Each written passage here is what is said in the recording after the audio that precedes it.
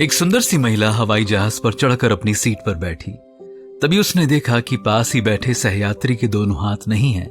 उसने air hostess को बुलाया और कहा, मैं ऐसे व्यक्ति के पास नहीं बैठना चाहती, कृपया मेरी सीट बदल दीजिए। ये सुनते ही एयर होस्टेस हैरान हो गई।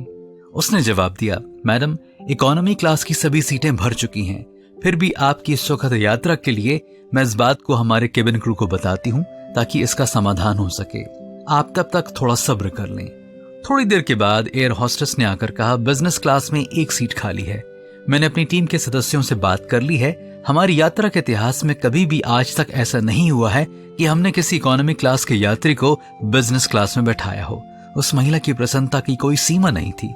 वह मुंह खोलकर कुछ कहने ही वाली थी कि एयर होस्टेस ने उस विकलांग व्यक्ति से कहा, सर, क्या आप बिजनेस क्लास में आकर बैठ सकते हैं? ये सुनते ही विमान में बैठे सभी यात्रियों ने ताली बजाकर अपनी खुशी को जताया। उस व्यक्ति ने खड़े होकर कहा, मैं वायुसेना का एक वरिष्ठ अधिकारी था। एक बार युद्ध में लड़ते हुए मैंने अपने दोनों हाथ खो दिए। इस महिला की बात सुनकर मुझे बेहद दुख हुआ कि इस प्रकार के लोगों की सुरक्षा करते करते मैंने अपनी दोनों बाहें खो दी।